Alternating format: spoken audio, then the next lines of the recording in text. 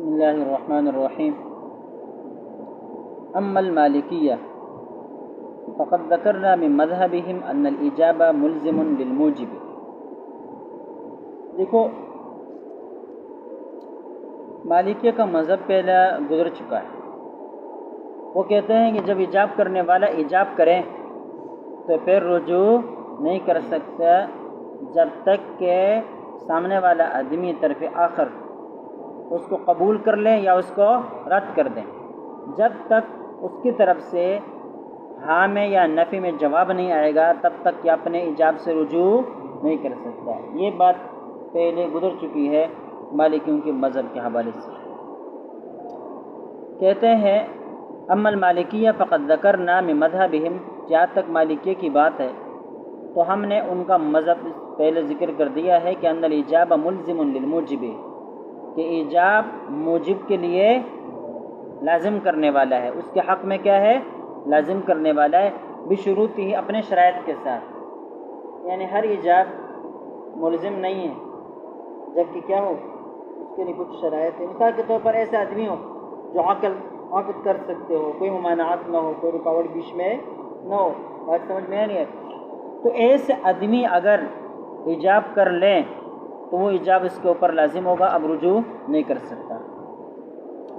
وَأَنَّ الْمُوجِبَ لَا يَمْلِكُ الرُّجُوعَ عَنْ إِيجَابِهِ إِلَىٰ أَنْ يَقْبَلَهُ الطَّرْفُ الْآخَرُ أَوْ يَرُدَّهُ، یہ موجب وہ رجوع کا مالک نہیں ہے عن ایجابی اپنی ایجاب سے، الا یہاں تک کہ ان يقبلہ الطرف الآخر او یردہ، یہاں تک کہ طرف آخر اس کو قبول کر لے یا رد کر دے۔ وعلی ھذا الاساس، کہتے ہیں اسی بنا پر، اسی بنیاد پر ہم کہتے ہیں کہ یتم العقد عندہم بمجرد قبول الطرف الآخر، کہ عقد تام ہو جائے گا محض طرف آخر کے قبول کرنے کے ساتھ۔ مالکیوں کے نزدیک، عندہم ممالک کے نزدیک کیا ہوگا، صرف طرف آخر کیا کر لیں قبول کر لیں تو محض اس قبول کرنے کی وجہ سے عقد تام ہو جائے گا، سواء علم بذلك الموجب او لم يعلم، چاہے موجب کو اس کا پتہ ہو یا نہ ہو۔ یعنی موجب کو اس بات کا پتہ چلے کہ طرف آخر نے عقد کو قبول کر لیا ہے یا نہیں کیا، یہ پتہ نہ بھی ہو، اس کے باوجود بھی عقد تام ہو جائے گا جب طرف آخر نے کیا کیا ہو قبول کر لیا، کیا کر لیا قبول کر لیا۔ ولذلك يظهر من نصوصهم انهم اخذوا بنظریۃ اعلان القبول، بس ان کے نصوص سے یہی بات ظاہر ہوتی ہے کہ انہوں نے نظریہ اعلان القبول کو لیا ہے، اسی کو اپنا مذہب بنایا۔ نظریۃ القبول والا، نظریۃ اعلان القبول والا نظریہ کیا ہے جانتے ہو؟ اعلان القبول والا نظریہ کیا ہے؟ بس اشترے تو کہہ دیا، یعنی جس مجلس میں اس کو خط پہنچا یا قاصد نے پیغام پہنچایا، اسی مجلس میں اس نے کہہ دیا قبل تو یا اشترے تو، بس ہو جائے گا۔ اس کو کیا کہتے ہیں؟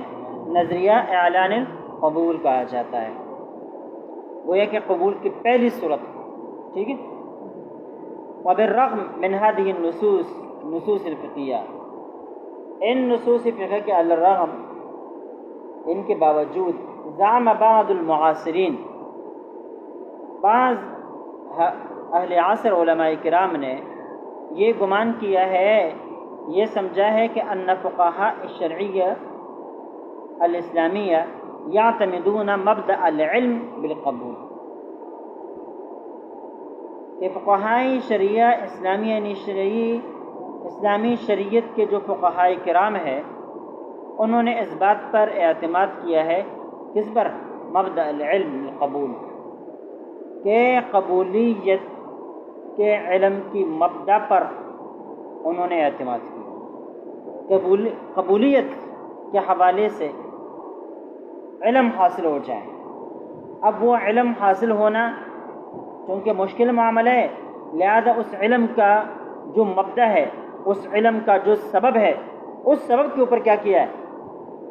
اعتماد کیا ہے، وہ سبب پایا جائے تو ہم کہیں گے کہ قبول پائے گی ہے، وہ سبب نہ پایا جائے تو ہم کہیں گے قبول نہیں پائے گی ہے۔ اب بات سمجھ میں نہیں؟ مبدأ علم اس کا پتہ موجب کو ہونا چاہیے۔ اب بات سمجھ میں نہیں ہے؟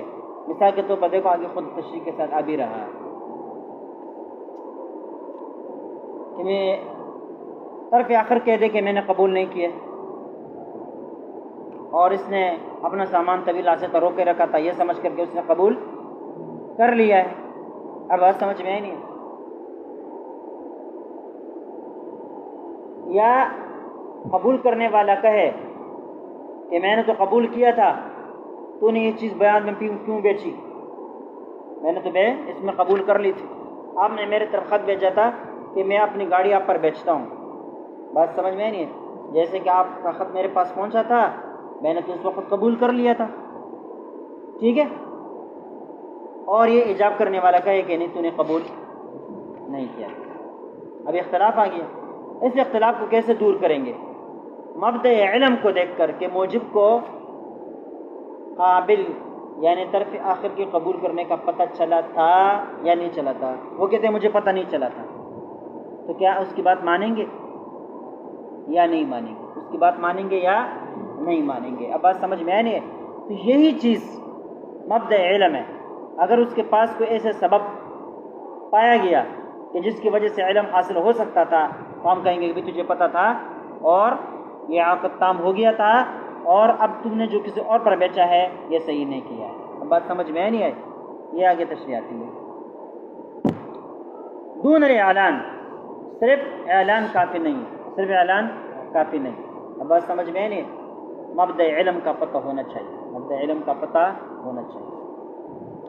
واستند هؤلاء الى ما جاء فی الفتاوی الہندیہ، کہتے ہیں جو فتاوی ہندیہ میں آیا ہے نا، ان حضرات نے اسی کی طرف استناد کیا ہے، یعنی اسی کو اپنی سند بنا کر اس مسئلے کی بنا اس کے اوپر کی ہے۔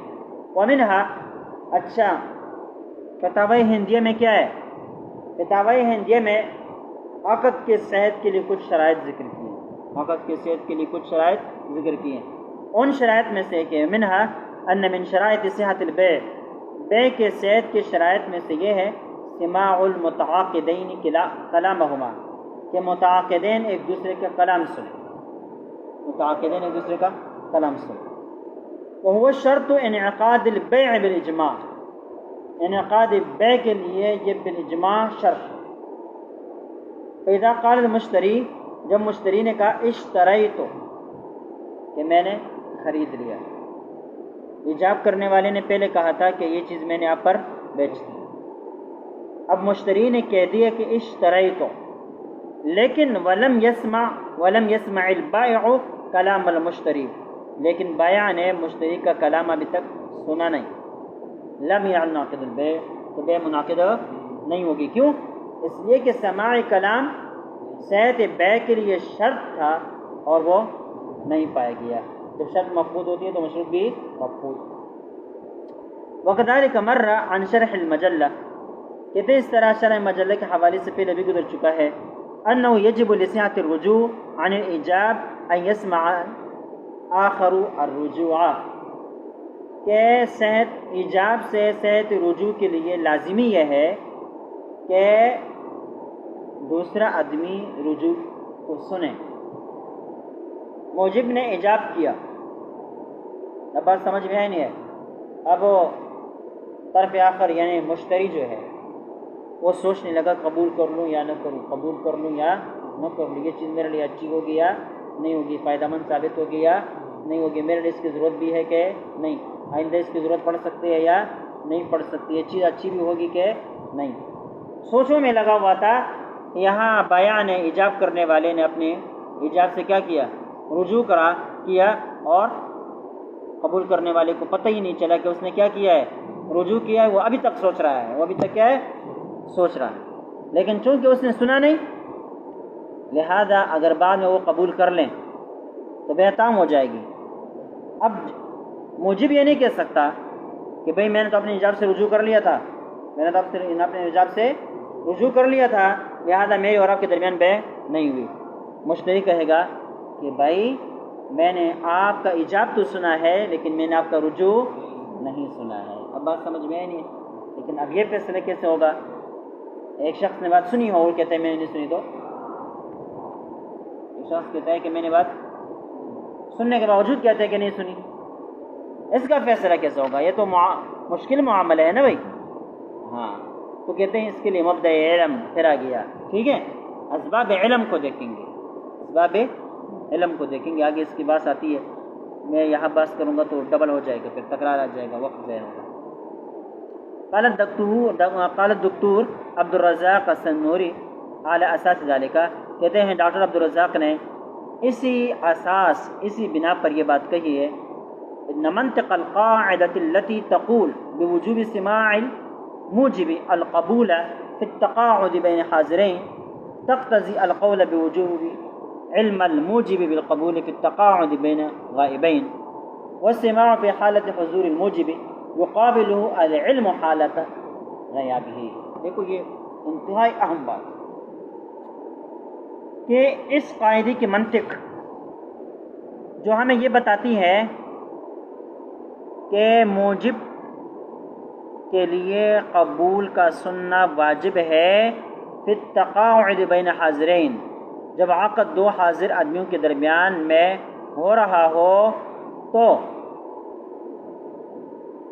موجب کے لیے قبول کا سننا لازمی ہے. قبول کا سننا لازمی ہے. یہ تو شرط کے طور پر گزر چکا نا, یہ اسی پر بحث کر رہے ہیں. کہتے ہیں یہ قاعدہ تقتضی القول, یہ تقاضا کرتا ہے کہ ہم یہ قول کریں بوجوب علم الموجب بالقبول, کہ موجب کو قبول کا علم لازمی ہے فی التقاعد بین غائبین, ان عقود میں اور اس عقد میں جو دو غائبوں کے درمیان طے ہو رہا ہے. تو جو آمنے سامنے ہو اس میں سماع شرط ہے, اور جو آمنے سامنے نہ ہو تو اس میں علم شرط ہے. ٹھیک ہے, والسماع فی حالت حضور الموجب یقابلہ العلم حالت غیابہ, کہتے ہیں موجب کے حاضری کی حالت میں سماع کے مقابل اس کے غیر موجودگی کی صورت میں اس کا علم ہے. کیا ہے؟ علم ہے. یعنی جب مجلس ایک ہو, آمنے سامنے بیٹھے ہو تو سماع شرط ہے, اور جب آمنے سامنے بیٹھے نہ ہو تو پھر اس سماع کا قائم مقام کیا بنے گا؟ علم بنے گا. اس سماع کا قائم مقام علم بنے گا. اب بات سمجھ میں آئی نہیں ہے؟ یہ بہت گہری بات ہے اور بہت اہم بات ہے. اس میں جو ہے نا دنیا بھر کے بہت سارے مسائل اس کے ذریعے سے حل کیے جا سکتے ہیں, ورنہ یہ دور حاضر ایسا ہے نا بد دیانتی کا ہے. کوئی سچ تو کہتا نہیں, وہ اپنے مفاد کا سوچتا ہے.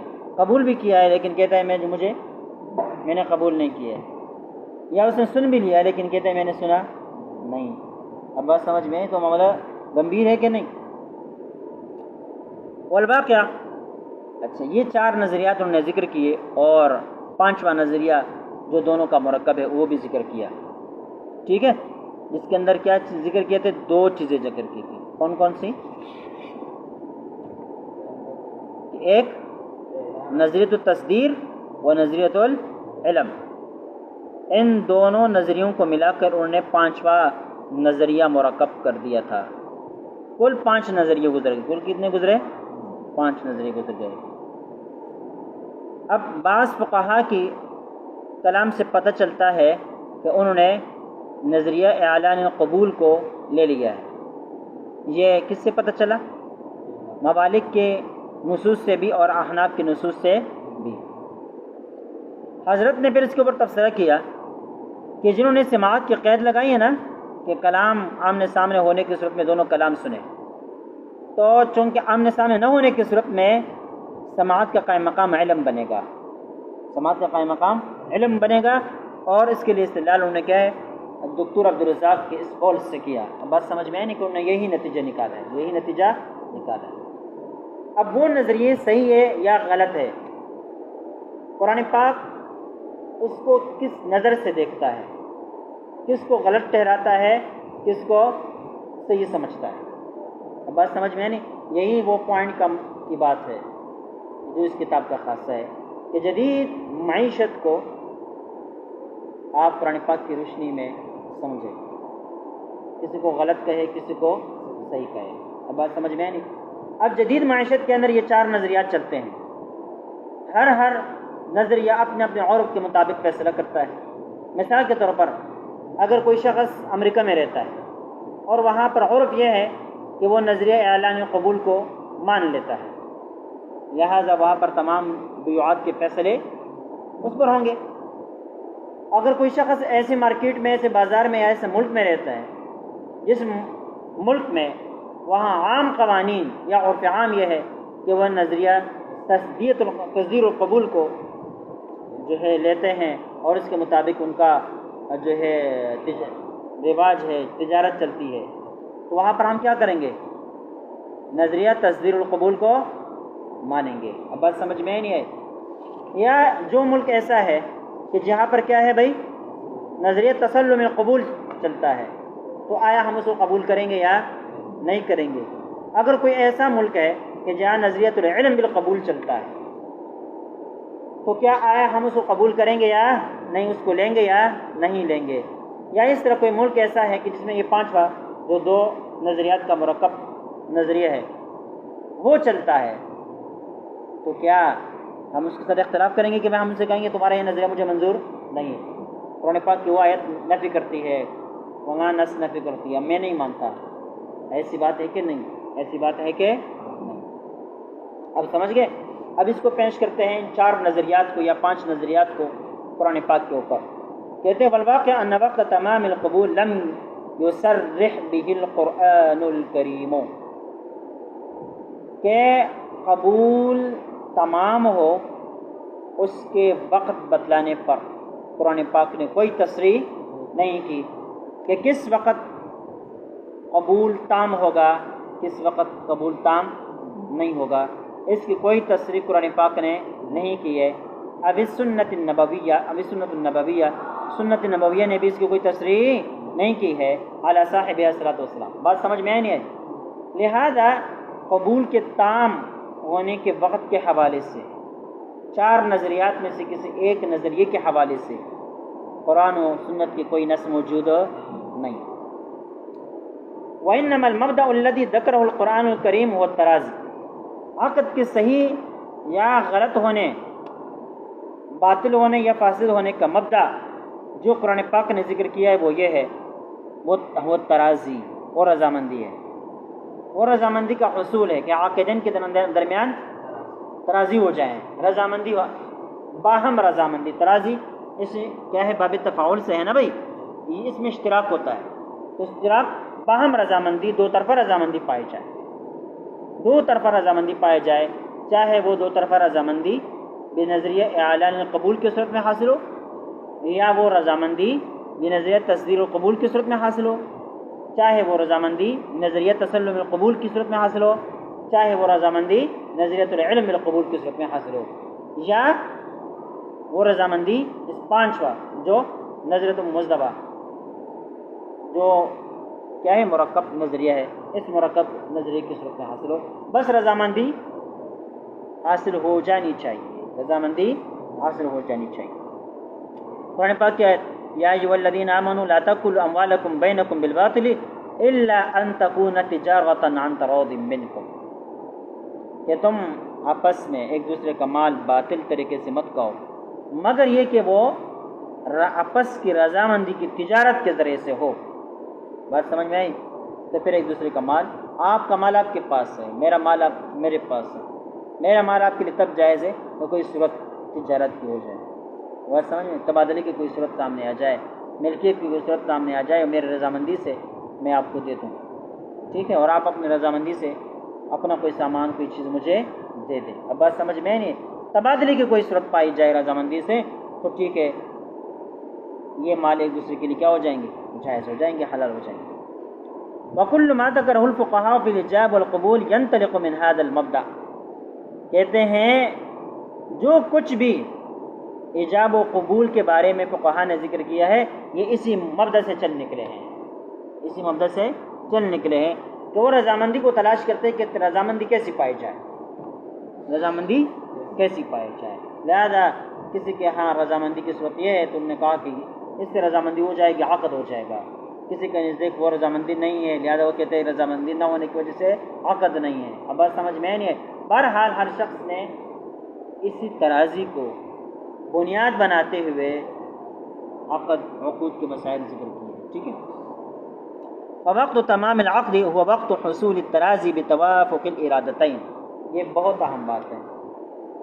کہتے ہیں عقد کے تمام ہونے کا وقت کون سا ہے؟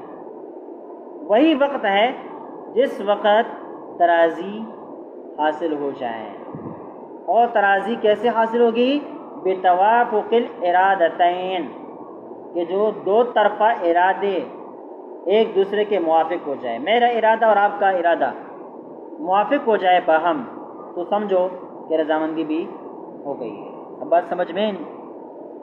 قبل ان يتخللهما ما يبطل الارادة الاولى وهي الايجاب او يرفضها،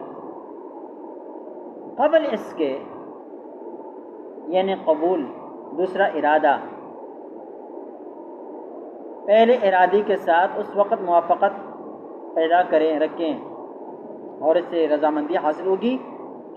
قبل ان يتخللهما، کہ ان دونوں ایجاب و قبول کے درمیان یا دو ارادوں کے درمیان کوئی ایسی چیز خلل انداز نہ ہو جائیں، یبطل الارادۃ الاولی، جو کیا کرے، ارادہ اولا کو باطل قرار دے دے، مثال کے طور پر ایجاب، او یرفضها، یا اس کو توڑ دے، اس کو پھینک دے، بھائی چھوڑ دے۔ بات سمجھ میں نہیں۔ ایجاب تو اس نے کر دی اپنے رضامندی کا، ایک آدمی نے اظہار کیا ایجاب کی صورت میں اور رضامندی اس کی حاصل ہو گئی۔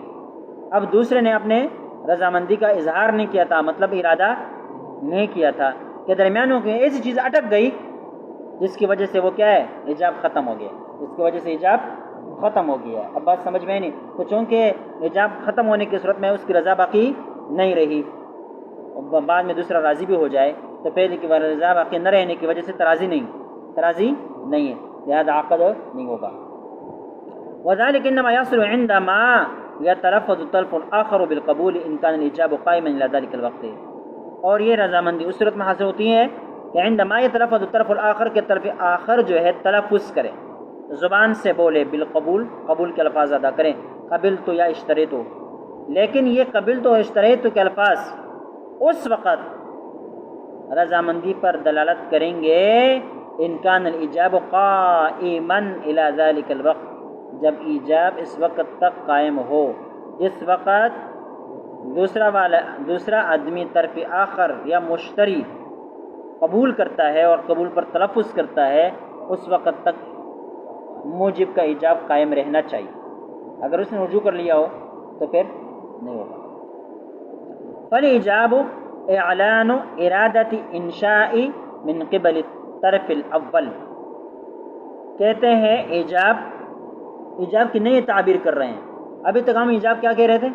والکلام الاول، ٹھیک ہے، جو کلام اول ہو اور انشاء عقد کے لیے بولا گیا ہو۔ اب بات سمجھ میں نہیں، اس کو کیا کہتے تھے ہم؟ ایجاب۔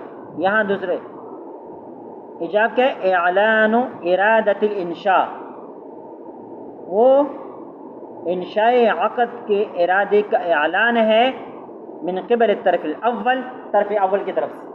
طرف اول چاہے بائع ہو چاہے مشتری ہو، جس نے بھی پہلا کلام کیا وہ موجب ہے، اس کا کلام ایجاب ہے۔ تو یہ ایجاب گویا کہ اس نے ارادہ کر لیا انشاء عقد کا اور اس کا اعلان کر دیا اور اپنے اس عقیدے کو ظاہر کر دیا۔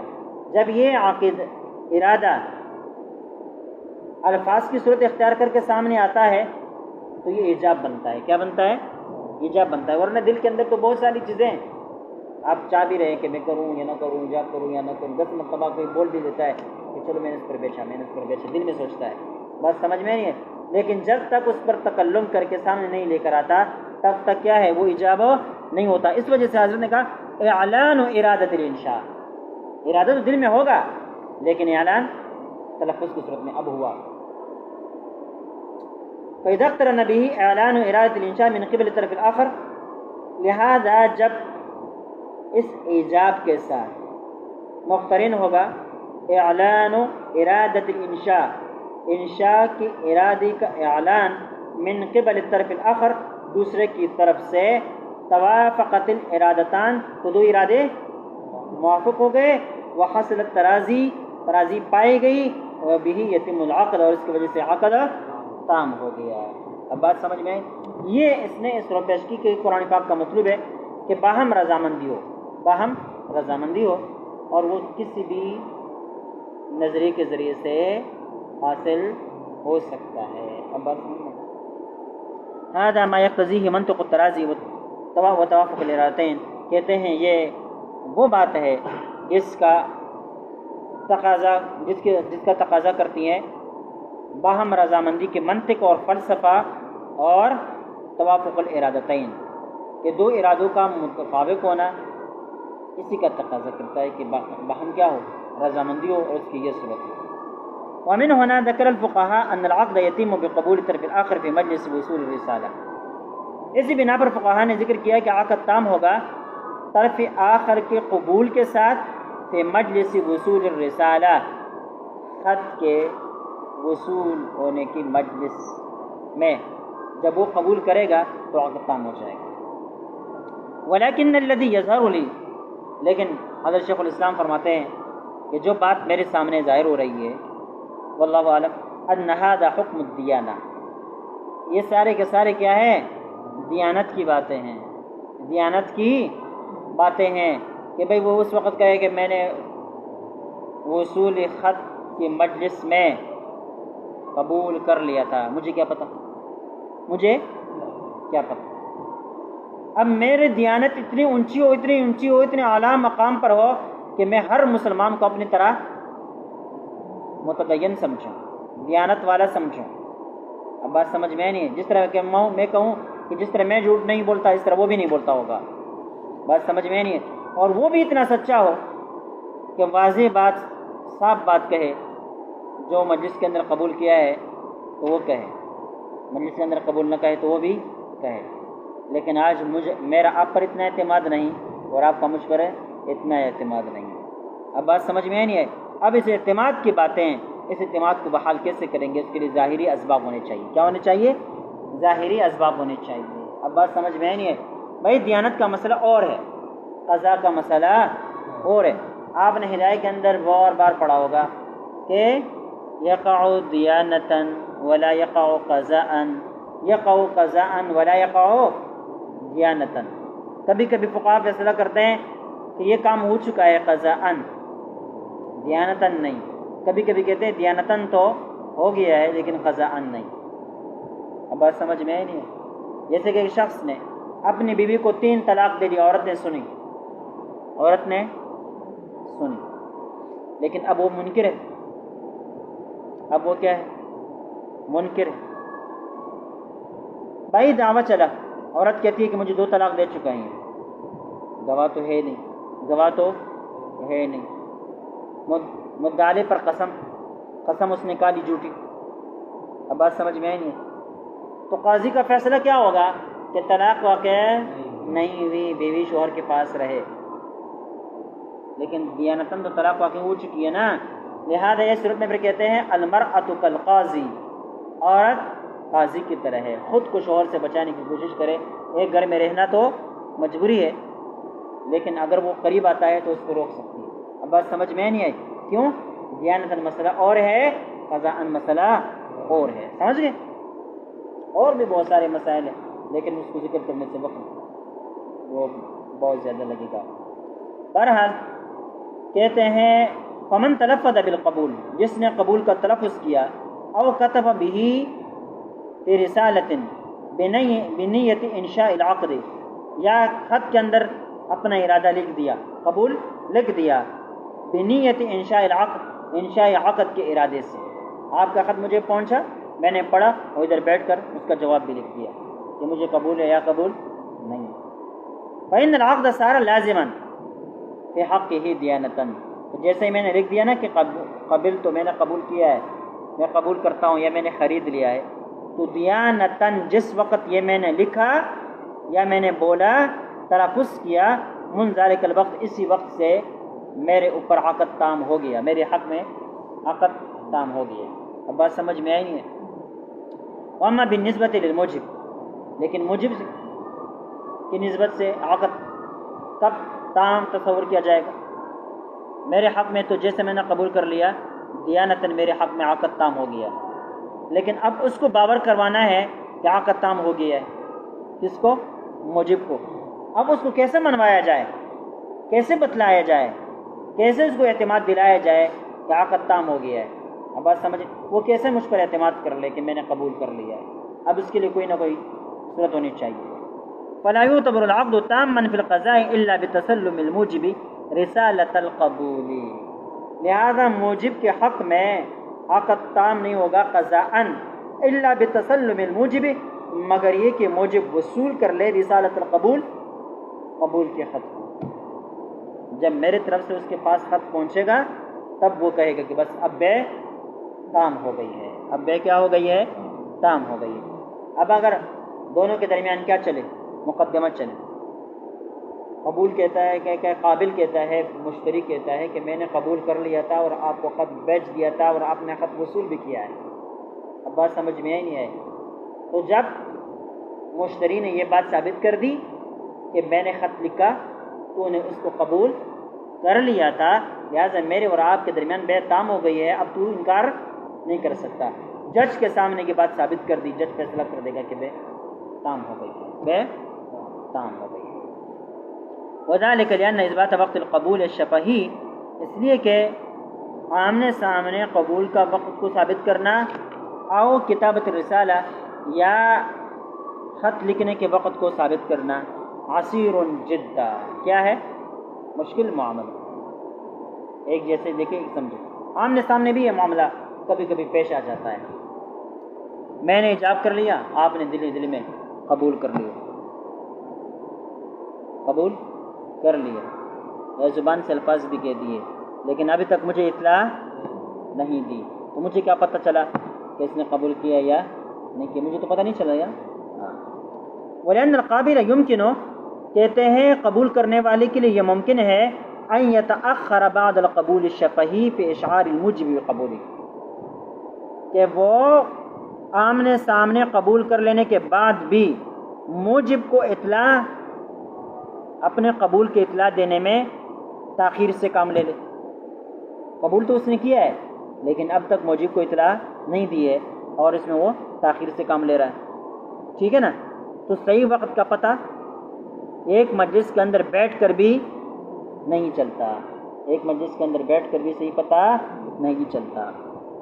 او ان تضيع الرسالة في الطريق بعد ان ارسلها القابل، یا یہ بھی ہو سکتا ہے کہ بھائی مشتری نے موجب کے حق میں بائیں کے جواب میں خط لکھا ہے قبول کرنے کا اور اس کو ڈاک کے حوالے کیا ہے، لیکن وہ کیا ہو گیا؟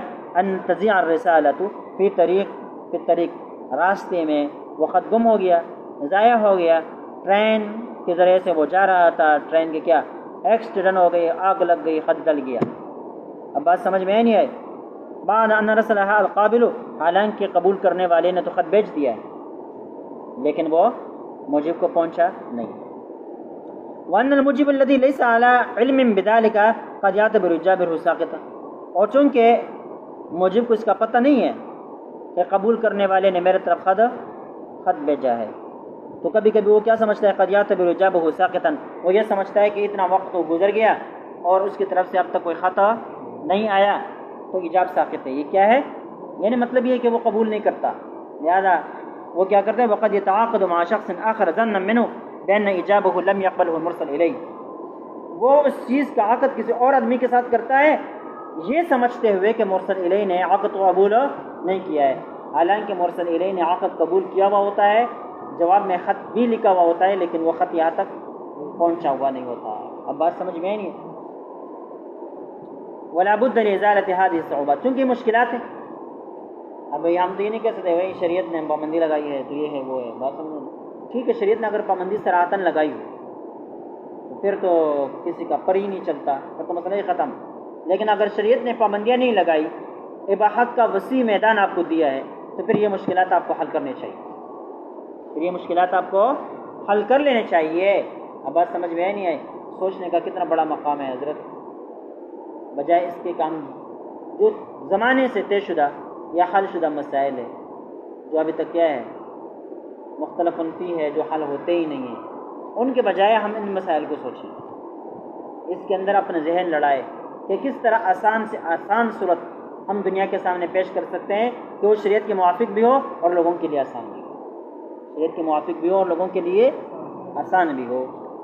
ولا بد لازالۃ هذه الصعوبات، کہتے ہیں یہ مشکلات کا ازالہ کرنا لازمی ہے، من ان ينات حکم اللزوم، اور وہ اس طرح ہو سکتا ہے کہ ہم لزوم کے حکم کو معلق کر لیں فی حق الموجب، موجب کے حق میں، بعلم الموجب للقبول، قبول کے علم، موجب کے قبول کے علم کے ساتھ، کہ موجب کو قبول کا پتہ چلا ہے، اس کے ساتھ ہم یہ کہیں کہ اب عقد لازم ہو گیا ہے۔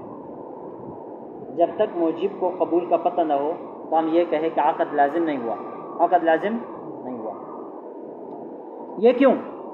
لأن الموجب لا يرضى بلزوم العقد في حقه بإعلان القبول الذي لم يطلع عليه، یہ ولی ان جو لکھا ہوا ہے میرے خیال سے واو زائد سمجھے، یہ اس نے دعویٰ کر دیا کہ یہ ایسا ہونا چاہیے، کیا ایسا ہونا چاہیے، کیسا ہونا چاہیے کہ لزوم عقد کو موجب کے علم کے ساتھ معلق کر دینا چاہیے۔ کیوں؟ لأن الموجب لا يرضى، اس لیے کہ موجب کبھی کبھی راضی نہیں ہوتا بے لزوم العقد، عقد کے لزوم پر، فی حق ہی اپنے حق میں، باعلان القبول الذي لم يطلع عليه، قبول کے اس اعلان پر جس پر اس کو اطلاع ہی نہیں ملی، جس پر اس کی اطلاع نہیں ملی، اور قبول تو پایا گیا ہے لیکن مجھے کو اس کا پتہ نہیں ہے، تو پتہ نہ ہونے کے باوجود وہ راضی نہیں ہوتا۔ فیفوت التراضی، لہذا رضامندی فوت ہو گئی۔ وعلی یحمل قول الفقهاء الذين اشترطوا لصحة العقد ان يسمع الموجب القبول، کہتے ہیں اسی کے اوپر وہ قول بھی محمول کیا جا سکتا ہے، کہ جو ان فقہاء کا قول بھی محمول کیا جا سکتا ہے جنہوں نے صحت عقد کے لیے موجب کے لیے قبول کا سننا واجب قرار دے دیا ہے، کیا قرار دے دیا ہے؟ واجب قرار دے دیا ہے۔ وبہذا يمكن التطبیق بین نصوص الفقهاء الحنفیہ، کہتے ہیں اسی طرح فقہاء کی جو نصوص ہے ان کے درمیان میں تطبیق بھی اچھی طرح ہو سکتی ہے۔ اب بات سمجھیں گے؟ اب کیسے ہو سکتی ہے؟ یہاں پر دیکھیں، فَحَيْثُ ذَكَرُوا لُزُومَ الْعَقْدِ فِي الْكِتَابَةِ بِإِعْلَانِ الْقَبُولِ، جہاں پر انہوں نے عقد کے لزوم کا ذکر کیا ہے فی الکتابہ، خط و کتابت کی صورت میں، بِإِعْلَانِ الْقَبُولِ، صرف قبول کے اعلان کے ساتھ، فالمراد منہ اللزوم فی حق القابل، تو اس لزوم سے مراد قابل کے حق میں لزوم ہے، موجب کے حق میں لزوم نہیں۔ وحیث اشترطوا سماع الموجب کلام القابل فی العقد بین حاضرین، اور جہاں انہوں نے یہ شرط لگائی کہ موجب قابل کا کلام سنے، فی العقد، عقد میں، بین حاضرین، جب دو حاضر آدمیوں کے درمیان ہو تو اس صورت میں موجب کے لازم ہے کہ قابل کے کلام سنے۔ والمراد منہ، تو اس سے مراد یہ ہے ان العقد لا يلزم فی حق الموجب الا بسماعہ، کہ موجب کے حق میں عقد تب تک تام نہیں ہوتا جب تک وہ قابل کا کلام سنے نہیں۔ اب بات سمجھ میں نہیں؟ یہ باتیں سمجھ میں آ گئی؟ دونوں جگہ میں لزوم کی جو بات کر رہے ہیں نا، ایک جگہ جب لزوم کی بات کر رہے ہیں تو وہ کس کے حق میں؟ قابل کے حق میں، دوسری جگہ جب وہ لزوم کی بات کرتے ہیں تو وہ کس کے حق میں؟ موجب کے حق میں۔ اب بات سمجھ میں نہیں؟ ثم ان علم الموجب شیء مخفی، اب دیکھو وہی بات جو میں ابھی کر رہا تھا کہ موجب کو علم حاصل ہو جانا چاہیے، لیکن علم حاصل ہونا یہ ایک مخفی معاملہ ہے۔ مجھے کیا پتہ کہ آپ کے عقل کے اندر، آپ کے دماغ کے اندر کون سے مسئلے چل رہے ہیں، پتہ چلتا ہے آپ کو؟ بات سمجھ میں نہیں؟ جیسے کہ آپ کو پتہ نہیں ہے میرے بارے میں، اس طرح مجھے بھی پتہ نہیں ہے آپ کے بارے میں۔ اب بات سمجھ میں نہیں ہے؟ تو یہ علم جو ہے ایک مخفی معاملہ ہے، ایک پوشیدہ معاملہ ہے۔ اب ہم کیسے کہیں گے کہ اس کو علم ہے؟ ہم کیسے کہیں گے کہ اس کو، مثال کے طور پر اسامہ وضو کر رہا ہے اور اس نے مسا چھوڑ دیا، اس نے کیا کیا؟ مسا چھوڑ دیا اور جا کے نماز پڑھا۔ نماز پڑھنے کے بعد اسامہ سے پوچھا گیا، اسامہ کہتے ہیں کہ بھائی مجھے پتہ ہی نہیں تھا کہ مسا فرض ہے، مجھے تو پتہ ہی نہیں کہ مسا فرض ہے، اس کا یہ جہل قابل قبول نہیں ہوگا۔ ان سے کہا جائے گا کہ تو نے مدرسے میں 8 سال گزارے ہیں، ہر کتاب کے اندر تو نے یہ بات پڑھی ہے، اب تو کیسے کہتا ہے کہ مجھے پتہ نہیں تھا؟ اب بات سمجھ میں نہیں آئی، سمجھ گئے؟ تو علم ایک مخفی معاملہ ہے، فلاں کو علم ہے یا نہیں، اس کو ظاہر سے ہم دیکھیں گے، معلوم کریں گے، تو ظاہر سے استدلال کرتے ہوئے اس کے علم کے فیصلہ کریں گے یا اس کے علم نہ ہونے کا فیصلہ کریں گے۔ تو یہاں پر وہ ظاہری چیز کیا بن سکتی ہے جو ہمیں بتا دیتی ہے کہ موجب کو پتہ تھا یا موجب کو پتہ نہیں تھا؟ کہتے ہیں فیستدل علیہ بالقضاء، لہذا قضاءً اس کے علم پر استدلال کیا جائے گا بالاسباب التي، ان اسباب کے ذریعے سے تؤدی فی العادۃ الی علمہ، جو عادتاً علم کا سبب ہے، جو عادتاً علم کے اسباب ہیں۔ جب وہ اسباب پائے جائیں گے تو ہم کہیں گے کہ اس کو علم تھا، اس کو علم تھا۔ اب جو یہ انکار کر رہا ہے غلط کر رہا ہے۔ ولذلك قال الفقهاء، اسی بنا پر فقہا نے کہا فإن سمع اہل المجلس کلام المشتری۔ دیکھیں پوائنٹ کی بات، اب ظاہر سے دلیل پکڑتے ہیں۔ ظاہر سے دلیل کیسے پکڑیں گے؟ اگر اہل مجلس نے مشتری کا کلام سنا، والبائع یقول لم اسمع، بائع کہتا ہے میں نے نہیں سنا، ولا وقر فی اذنی، ساتھ ساتھ یہ بھی کہتے ہیں کہ میری کانوں میں کوئی بیماری نہیں، کوئی بوجھ موج نہیں ہے، لیکن اس کے باوجود بھی میں نے اس کا کلام نہیں سنا، لم یصدق قضاء، تو قاضی اس کے حق میں فیصلہ نہیں کرے گا، اس کی بات کا اعتبار نہیں کرے گا۔ اس لیے کہ جب سارے لوگوں نے سنا، تو نے کیوں نہیں سنا بھائی؟ کوئی بیمار نہیں ہے، تمہارے کان خراب نہیں ہے، بات سمجھ، بالکل ٹھیک ٹھاک آدمی ہو، سارے لوگوں نے باتیں سنی اور آپ نے کیسے نہیں سنی؟ لہٰذا اس کی اس بات کا اعتبار نہیں کیا جائے گا۔ ایک بات یاد رکھو، یا انہوں نے کہا نا قضاءً، یہ قضاءً کا لفظ کیوں استعمال کیا؟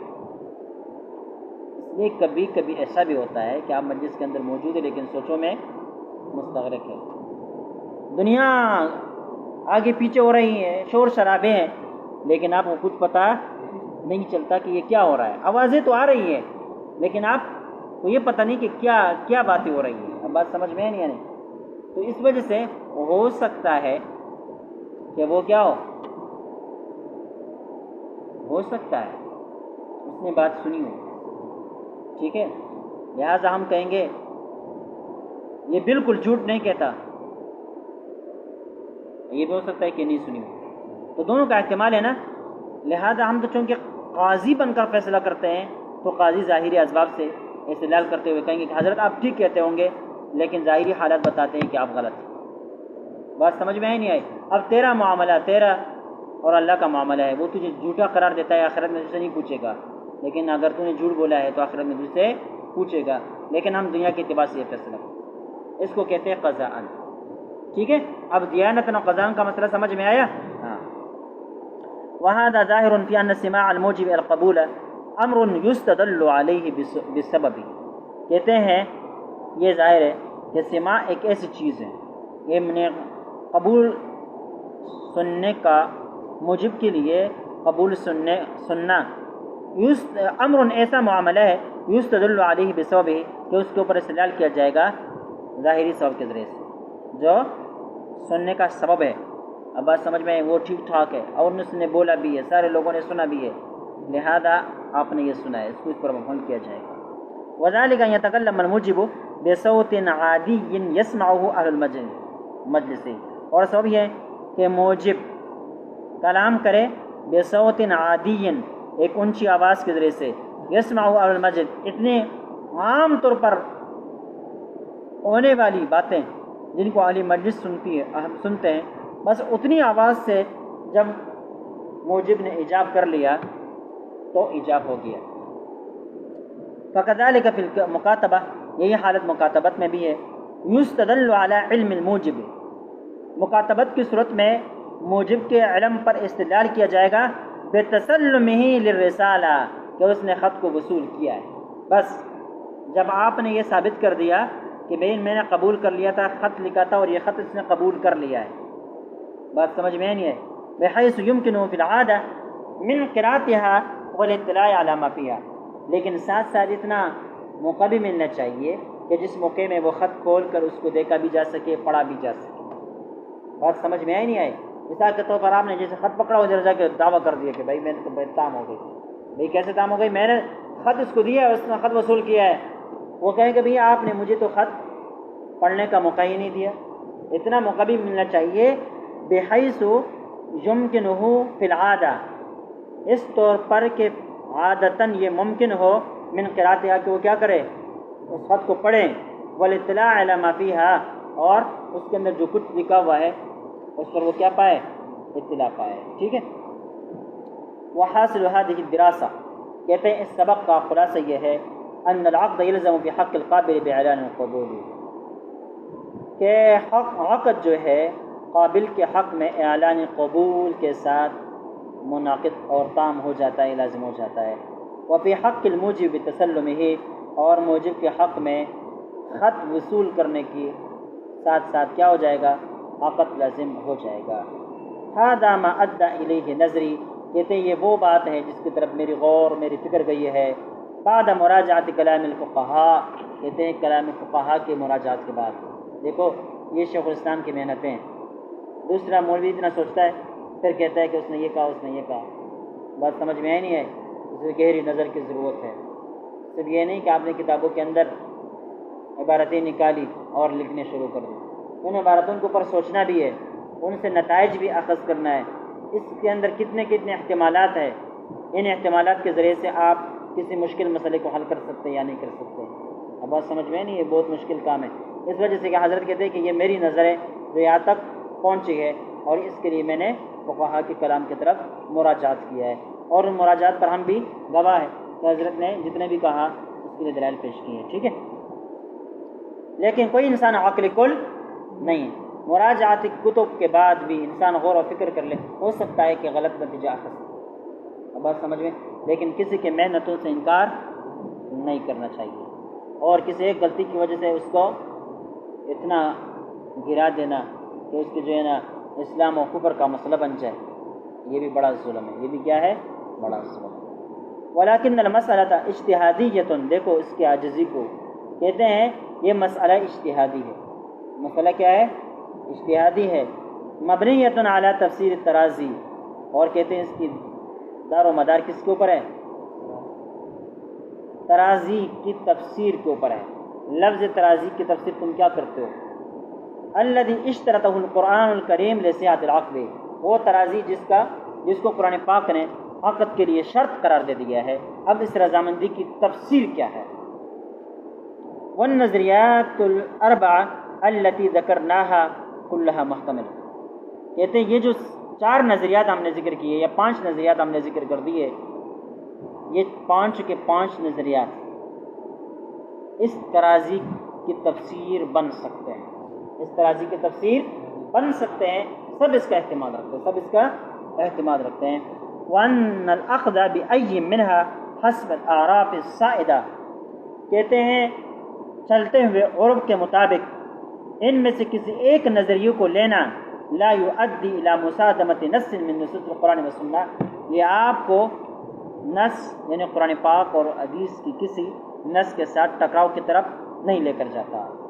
آپ کسی بھی نظریے کو لے لیں، نظریہ اعلان قبول کو لے لیں، وہ بھی نص کے مخالف نہیں ہے۔ دوسرے نظریے کو لے لیں، التصدیق بالقبول، اس کو لے لیں، یہ بھی قرآن پاک کے متصادم مخالف نہیں، ٹکراتا نہیں۔ تیسرے نظریے کو لے لیں، تسلم القبول، وہ بھی کیا ہے، ہاں، اور چوتھے نظریے کو لے لیں، وہ بھی قرآن پاک سے ٹکراتا نہیں ہے۔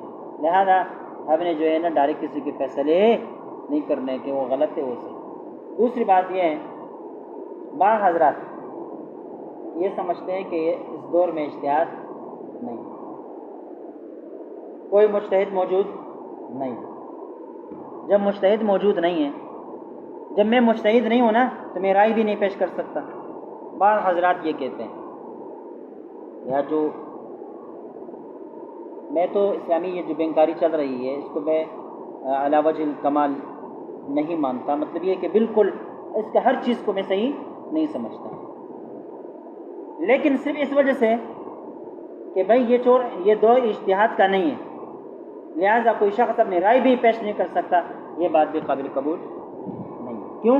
اجتہاد کی دو قسم، ایک انفرادی اجتہاد اس دور میں ٹھیک ہے انفرادی طور پر کوئی مجتہد نہیں. ایک بات یاد رکھیں، ہمارے نزدیک مجتہد کسی بھی زمانے میں پایا جا سکتا ہے. وہ نہ تابعین کے ساتھ مخصوص ہے، نہ صحابہ کرام کے ساتھ مخصوص ہے، نہ تبع تابعین کے ساتھ مخصوص ہے. قرب قیامت میں، کل قیامت آج بھی کوئی مجتہد پیدا ہو سکتا ہے. اب بات سمجھ میں نہیں ہے؟ امکان ہے لیکن پایا نہیں جاتا. ایک ہوتا ہے امکان، ایک ہوتا ہے واقعہ. تو امکان کی دنیا بڑی وسیع ہے. تو دینار میں آپ سنتے ہیں نا، ہم آج بہت سارے ناممکن کو ممکن بنا لیتے ہیں. اب بات سمجھ میں نہیں ہے؟ تو یہ ممکنات کی دنیا ہے، اور اس ممکنات کی دنیا میں بہت ساری چیزیں وہ واقع بھی ہو سکتی ہے، بہت ساری چیزیں ایسی ہیں جو ابھی تک واقعہ نہیں ہوئی. بات سمجھ میں نہیں ہے؟ تو اجتہاد انفرادی ہے. انفرادی اجتہاد بھی ممکن ہے لیکن پایا نہیں جاتا. اور ایک ہے اجتماعی اجتہاد. تو اجتماعی اجتہاد ہر زمانے کے اندر ہے. اس دور کے اندر بھی یہ مسئلہ اجتہادی ہے کہ نہیں؟ آپ کہہ رہے ہیں کہ اجتہاد اس دور میں نہیں پایا جا رہا، اس مسئلے کا حل پیش کر لو. کسی بھی فقیہ کی عبارت پیش کر لو اس کے حق میں، یا اس کے مخالف میں پیش کر لو. مخالف میں بھی پیش نہیں کر سکتے، حق میں بھی پیش نہیں کر سکتے، تو پتہ چلا کہ یہ کیا ہے؟ مسئلہ اجتہادی ہے. لیکن اب تقویٰ احتیاط یہ ہے کہ میری سوچ یہاں تک پہنچی، جیسے کہ شیخ الاسلام کی سوچ یہاں تک پہنچی، وہ ڈائریکٹ فتویٰ نہ لکھیں، ڈائریکٹ فیصلہ نہ کریں، بلکہ ایک سوال بنائیں، ایک مقالہ بنائیں، علماء کے سامنے پیش کریں کہ بھئی یہ مشکل تو ہے، اس مشکل کا ہم نے حل پیش کرنا ہے، اور میں نے اس کا یہ حل پیش کیا ہے فقہاء کی کلام کی طرف مراجعات کر لینے کے بعد. آپ بھی اس پر سوچیں، غور و فکر کر لیں کہ یہ جو میری کوشش ہے، یہ کوشش صحیح ہے یا غلط. اب بات سمجھ میں نہیں ہے؟ لہذا بالکل یوں کہنا کہ چونکہ کوئی مجتہد دنیا میں نہیں ہے لہذا کسی کی رائے بھی قبول نہیں ہے، یہ غلط بات. یہ کیا ہے؟ اب یہ ایک مسئلہ ہے، جدید مسئلہ ہے. حضرت نے ثابت کر کے بتا دیا کہ یہ جدید مسئلہ ہے. اب اس بارے میں میری رائے قبول نہیں، آپ کی رائے قبول نہیں، اس کی رائے قبول نہیں، اس کی رائے قبول نہیں، تو پھر مطلب کیا ہوا؟ یہ مسئلہ حل ہونے والا نہیں. دنیا کو اس طرح چھوڑ دیا جائے. پورے ملک کی معیشت چلتی ہے اس کے اوپر. ایک 10 روپے کا مال نہیں ہوتا، ہزاروں کا مال نہیں ہوتا، لاکھوں کا مال نہیں ہوتا، کروڑوں کا، اربوں کا، کربوں کا مسئلہ ہوتا ہے. اب بات سمجھ میں؟ ایک آدمی کہے گا میں نے خط کے جیسے آپ کا خط پہنچا تھا اس وقت میں نے قبول نہیں کیا تھا. بھئی ایک مہینے میں آپ کا انتظار، ایک سال میں آپ کا انتظار کرتا رہا، اور سامان کو اپنے کمپنی کے اندر اسٹاک کیا ہوا ہے، اور ابھی آپ تم کہتے ہو کہ میں نے قبول نہیں کیا. یہ مسئلہ تو حل ہونا چاہیے نا بھائی. دیکھیے یہ اجتہادی معاملہ ہے، اور اجتہاد اس درجے میں آج بھی ہے، کل بھی ہوگا. آج شیخ الاسلام کر رہے ہیں، اللہ کرے کہ بعد کے دور کے مسائل آپ حل کریں گے. آپ میں سے کوئی شیخ الاسلام بنے گا اور ان مسائل کو حل کرے گا. بات سمجھ میں نہیں؟ تو یہ چیزیں ہیں، اس پر اجتماعی غور و فکر کرنے کی ضرورت ہے. سمجھ گئے نا بھائی؟ لہٰذا اگر ان 4 نظریات میں سے یا 5 نظریات میں سے کسی بھی نظریے کو آپ نے لے لیا اپنے عرف کے مطابق، آپ امریکہ میں رہ رہے ہیں، اس میں پہلے والے نظریہ چل رہا ہے تو وہاں ہم نے اس کے مطابق چلنا ہوگا. اگر ہم جاپان گئے وہاں پر دوسرا نظریہ چل رہا ہے، ہم دوسرے نظریے پر چلیں گے. اگر ہم پاکستان میں ہیں اور پاکستان کے اندر چوتھا والا نظریہ چل رہا ہے تو ہم چوتھا نظریہ لیں گے. اب بات سمجھ میں نہیں؟ اس کے مطابق ہم نے عقود کریں گے.